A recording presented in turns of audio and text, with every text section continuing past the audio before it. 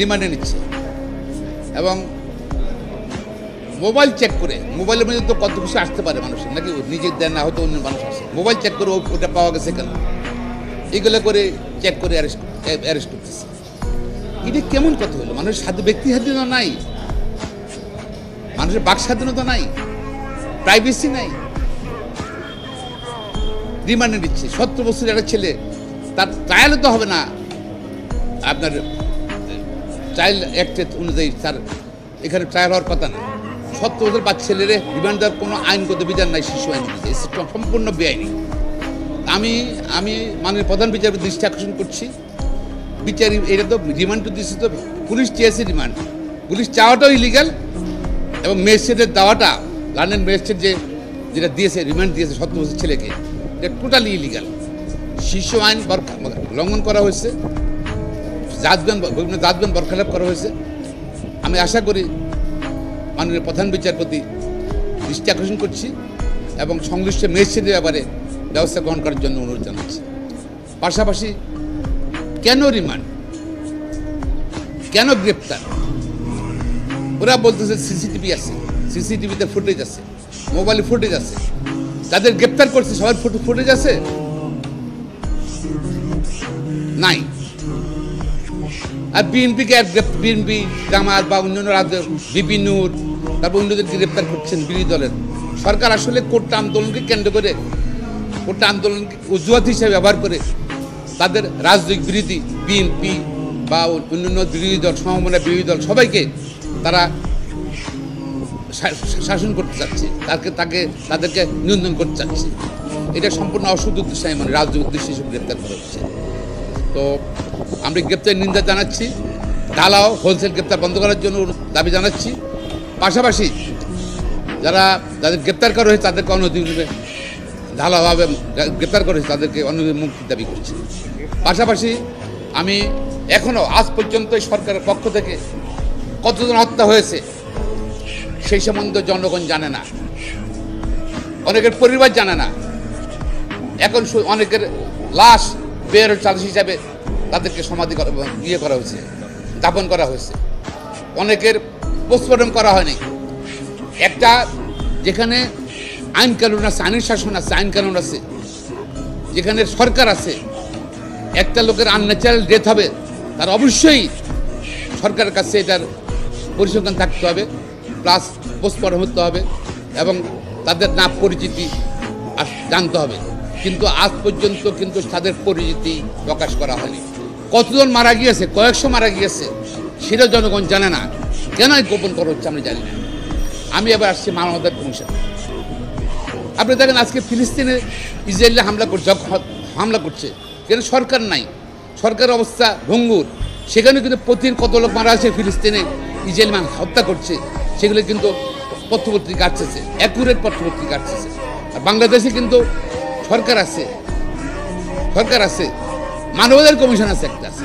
তাদের কাজটা কি? বাংলাদেশে মানবাধিকার কমিশনের কাজটা কি? তারা কেন কোনো বক্তব্য তাদের নাই? তারা কেন পরিসংখ্যান দিতে পারলো না?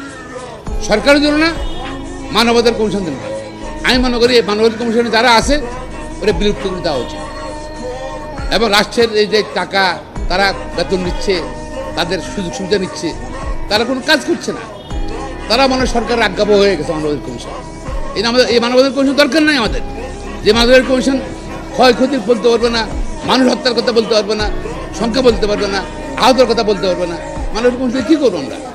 আর দেখেন কোন সিচুয়েশনে ছাত্র আন্দোলন হয়েছিল, যে সময় সরকারের একজন উচ্চপদস্থ কর্মকর্তা অর্থাৎ পুলিশের সাবেক আইজিবি বেনজির আহমেদের যে সময় হাজার হাজার কোটি টাকার খবর বেরোলো, যে সময় এই এনবিআরের কর্মকর্তা মতিউরের শত শত কোটি টাকার দুর্নীতি সম্পদের কথা বেরোলো, যে প্রধানমন্ত্রী নিজেই বললেন যে তার ঘরের পিয়ন, অফিসের পিয়ন 400 কোটি টাকার মালিক, এবং কারে বিচার হচ্ছে না, কেউ গ্রেপ্তার হয়নি। ঠিক আছে। তারপর পাবলিক সার্ভিস কমিশনের ড্রাইভার আবেদ আলী বিসিএসএ অনেক কর্মকর্তাকে জাল সে প্রশ্ন পাশ করিয়েছে। এখনও তারা বহাল তবিয়ত আছে সেসব কর্মকর্তারা, শিশু কর্মকর্তা পুলিশও আছে, শিশু কর্মকর্তারা প্রশাসনও আছে, ওদের ব্যাপারে কোনো ব্যবস্থা গ্রহণ করা হয়নি নাকি? হ্যাঁ, আবেদ আলীতে বলে দিয়েছে বা অন্য কর্মকর্তারা বলে দিয়েছে কারা কারা প্রশ্নবাসের জন্য তারা প্রশ্নবাস করে পাশ করেছে, ব্যবস্থা নিচ্ছে, তদন্ত কমিটি করছে, পাবলিক সার্ভিস কমিশন কিছু করছে। এই পাবলিক সার্ভিস কমিশনের কাজটা কি? এই ব্যর্থনে পাবলিক সার্ভিস কমিশনের বিরুদ্ধ করা উচিত আমি মনে করি। তাদের লজ্জা থাকলে এই দুর্নীতির কারণে, এই প্রশ্নবাসের দুর্নীতির জন্য তাদের পদত্যাগ করা উচিত, আমি নিজেই পদত্যাগ করা উচিত সসম্মানে আমি মনে করি। তো এই সব কিছু মিলাই আজকে কেন সিচুয়েশন দেশ উত্তপ্ত, বিরোধী দল রাজনৈতিক কর্মীদেরকে তারা চেষ্টা করতেছে তাদের নিয়ন্ত্রণ করার জন্য, গ্রেপ্তার করতেছে, হত্যা করতেছে, নির্যাতন করতেছে। পাশাপাশি কোটা যেন কোটা সরকার প্রমিস করলো কোটা যারা আন্দোলন করছে তাদেরকে কোনো কিছু করা হবে না। এর মধ্যে 4 জন না কজন 5 জন, মোট 5 জনকে তারা অ্যারেস্ট করছে, বলে নিরাপদ হেফাজতে। তারা কি নিরাপদ হেফাজত চাইছিল? আমরা তো শুনি নাই, পত্রপত্রিকা আসে নাই যে তাদের নিরাপদ হেফাজত চাই। কে তাদেরকে নিরাপদ হেফাজত দিছে, রাখছে কোথায়?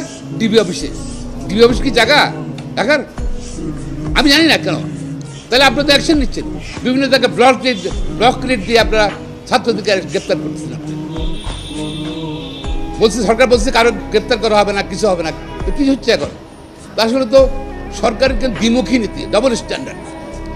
আজকে সম্পূর্ণ এই ক্ষয়ক্ষতির জন্য, জাতীয় সমাজ ক্ষয়ক্ষতির জন্য, হত্যার জন্য, এবং হাজার হাজার লোক আহত হয়েছে, হাজার লোক চোখ নষ্ট হয়ে গেছে, দায়িত্ব কিন্তু সরকার কেন 15 দিন আগে কোটা আন্দোলনের ব্যাপারে অবস্থান স্পষ্ট করেনি? তাহলে কিন্তু এই ঘটনা ঘটতো না।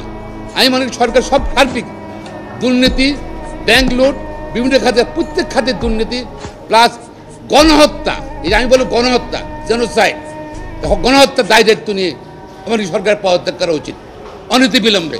এবং যেহেতু জবাবদিহিতা নাই এই সরকারের, জনগণ করে নির্বাচিত সরকার নয়, সুতরাং এই সরকারের কিন্তু ক্ষমতা থাকার অধিকার নাই।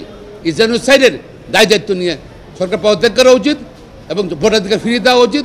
এবং জবাবদিহিতামূলক সরকার বাংলাদেশে প্রতিষ্ঠা করার জন্য আজকে সবাই একত্র হওয়ার জন্য আমি জানাচ্ছি।